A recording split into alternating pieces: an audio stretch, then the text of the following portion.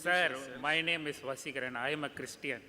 And we are told that the Crusaders and the crusades were waging a holy war. I am a Christian, sir. I am a journalist.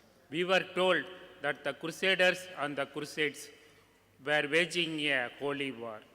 And now after seeing the films, we know how much terrorism they did to the innocent Muslims. And do you not think that this religious terrorism started from these crusades? And it is in another way, it continues against the Muslims through all these centuries.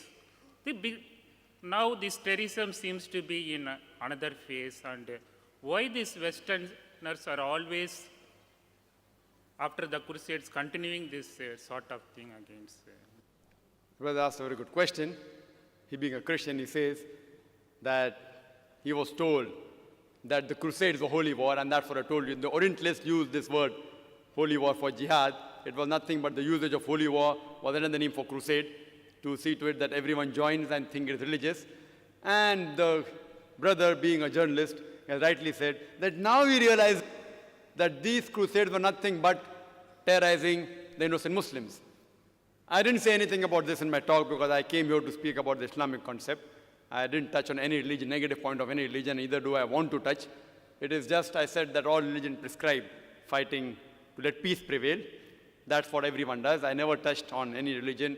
That's not what I've come here for.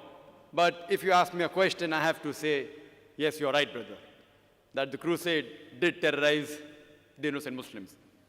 And that's how it has continued. And now, the same thing what they do, they are now saying the same thing to the Muslims, which if you analyze, you see in the world around you. You see in the world around you that how many people are actually accepting it. Today, Islam is the fastest growing religion in the world. There may be stray incidences somewhere in the world. There are black sheep in every community.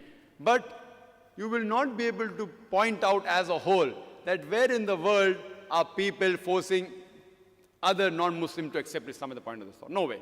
In fact, they are getting harassed because they are Muslims. Now, this thing can only be solved if you go back to the Bible.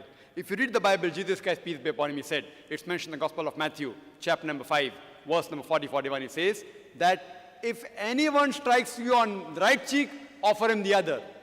If anyone strikes you on the right cheek, offer him the other. If someone asks you to walk 1 mile, you walk with him twain. If someone asks for the shirt, you give him the cloak. So Jesus Christ, peace be upon him, a messenger of Almighty God, he shows us how peace should prevail. He says, love your neighbor. So if you analyze, if you go back to the scripture, I don't find anywhere where Jesus Christ, peace be upon him, himself prescribed that you should harass the Muslims.